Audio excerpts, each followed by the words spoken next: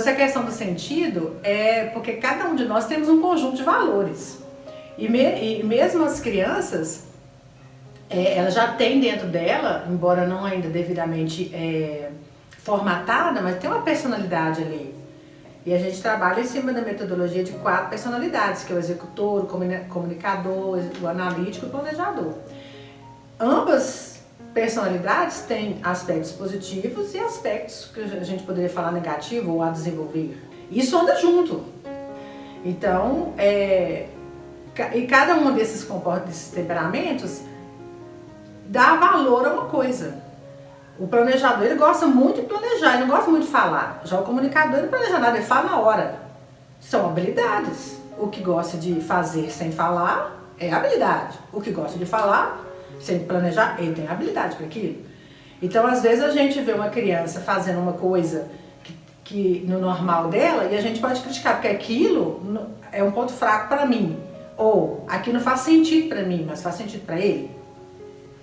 Então, quando começa a fazer essa leitura da individualidade da criança, de ver que ele tem uma preferência, que ele tem um gosto, que ele tem um sentido para ele naquilo, nas coisas, na vida, na organização, no prazer, na alegria, o que faz sentido para ele, e eu devo considerar isso. Então, essa leitura do faz sentido é muito importante, remete à empatia. É ver, olhar o outro com o olhar dele. O que ele vê aquilo? Ele vê que aquilo não faz sentido, ou que aquilo faz sentido para mim, não faz. Esse conjunto de abordagens, de leitura da criança, do contexto que a cerca, da sistemática da família, a gente trabalha muito também porque o que faz sentido na minha casa não faz sentido na sua. Tem casa que as crianças, a família consegue botar as crianças para dormir todo dia 10 horas. Eu na minha casa nunca pus, nunca fez sentido para mim, porque eu chegava em casa às 7, 8 horas da noite, eu ia botar eles para dormir 10 horas. Então lá em casa sempre dormiu tarde. Tá errado? Não. O que você põe para dormir mais cedo tá errado? Também tá não. Cada um tem o seu conjunto de valores. Então o coach traz maneiras de você entender seu filho, e você vai entender que também respeitando a individualidade dele, mas também dentro do seu sistema familiar, dentro daquilo que faz sentido para vocês. Por isso que a gente constrói, inclusive, a identidade da família. E a identidade da família é muito importante, porque quando a gente constrói os valores que sustentam, porque todo ser humano, ele morre pelos seus valores. Tem gente que nem sabe, mas ele tem valor. Tem um valor que ele não abre mão da mentira, não abre mão da verdade, não abre mão do trabalho, não abre mão da fé em Deus. Então, quando a criança precisa, porque a criança está formando a sua identidade. Quando tem esse conjunto de valores bem definidos e praticados pela família, a criança vai se identificar ali, ela vai ser reconhecida, ela vai se reconhecer como um indivíduo. Sou parte desse grupo de pessoas que acreditam nisso. E aquilo vai ser cultivado nela. E quando constrói a missão, é quando a família se une para alcançar um objetivo. E a criança também tem que fazer parte, né, dessa construção. Ontem eu estava conversando e ele falou assim, nós estávamos lá discutindo, conversando, né, sobre ele lavar o prato da refeição dele, secar e guardar. E ele está sempre, ele esquece o prato, eu falo, filho, você esqueceu o prato, você tem que guardar o prato, porque aí eu sempre explico o porquê daquilo para ele se comprometer. Ele falou assim, mãe, não tem nenhum jeito mais fácil para a gente resolver isso? E aí eu, né, com as boas perguntas, mas qual seria que proposta que você traz para mim? Aí ele falou assim, nós podíamos deixar os pratos correndo ali em cima da bancada. Por que você não deixa? Seria bem mais fácil. Eu falei assim, tá, eu nunca te expliquei o porquê que eu peço para secar e guardar. Então, quer dizer, ele não estava vendo sentido, para que eu tenho que lavar, secar e guardar? Eu posso lavar e deixar isso da pia.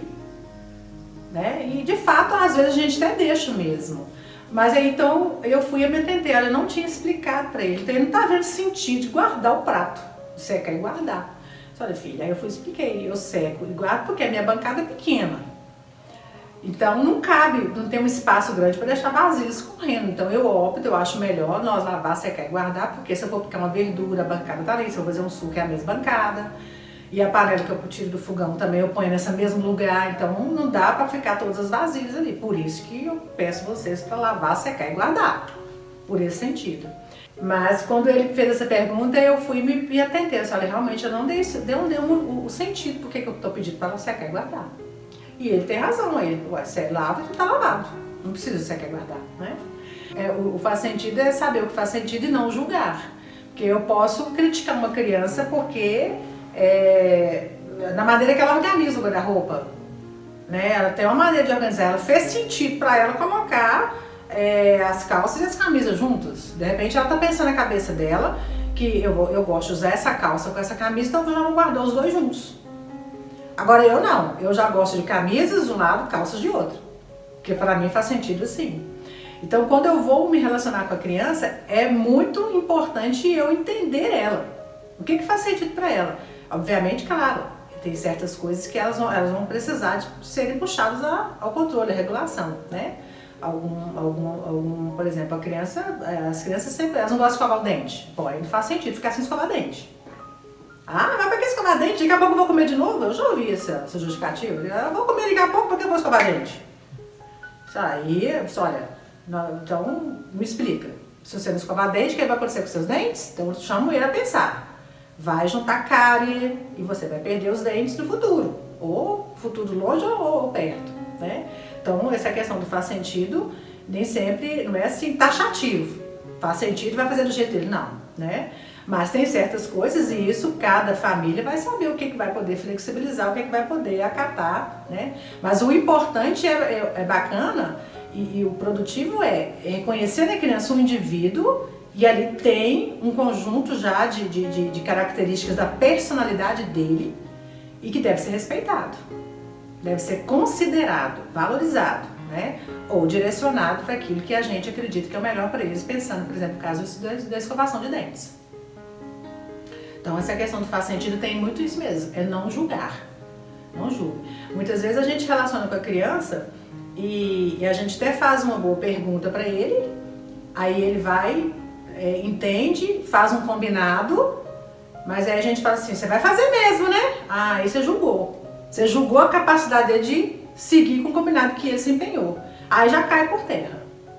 Eu tenho que gerar credibilidade. Eu tenho que sentir que ele foi confiado. Que houve uma relação de confiança. Talvez ele não vai seguir o combinado, né?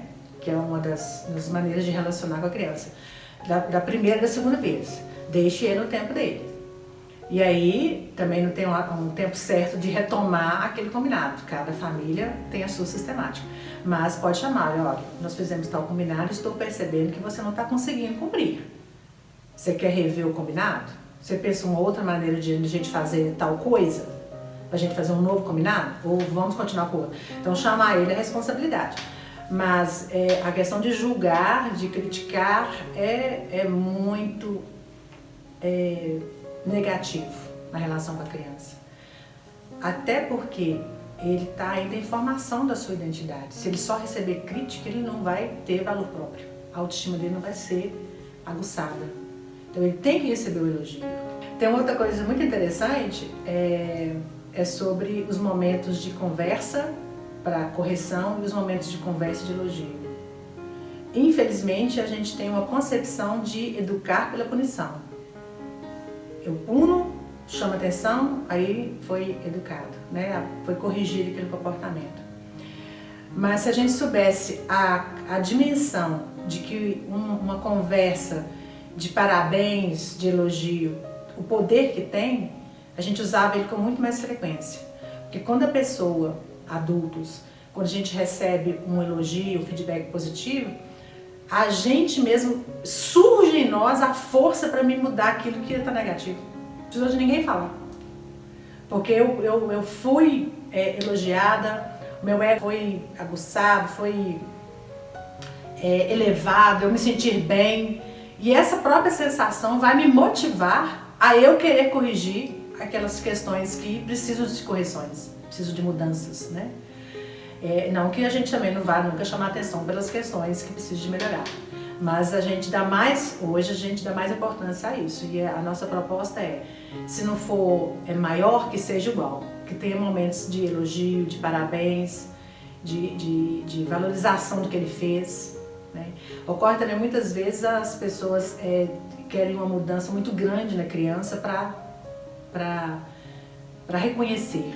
Então, se a criança se empenhou, por exemplo, a dificuldade de alimentação, né? A criança não gosta de comer legumes, né? Então, o dia que ela comeu um pedacinho de um legume, uma beterraba, é um avanço, ela conseguiu. Não adianta eu falar assim, você vai comer 3 tipos de legumes a partir de amanhã ou a partir de semana que vem, fazer um combinado. Não, é uma mudança muito grande. Vamos devagar. Ele vai crescendo e a gente vai reforçando e ele vai introjetando aquilo, né, na sua rotina. E tem outras maneiras também de gerar outras experiências com a criança sobre aquilo que está difícil para ela. Por exemplo, na alimentação, pode ter outras experiências de alimentação. Vamos usar o lúdico, alimentação colorida. Perceba como que são os legumes. Olha, um é gordinho, o outro é magrinho. A gente pode brincar com esse lúdico para que a criança consiga tirar aquela resistência do legume e ver aquilo como uma coisa bacana, uma coisa legal, né? E aí ela vai conseguindo assimilar aquilo na rotina dela.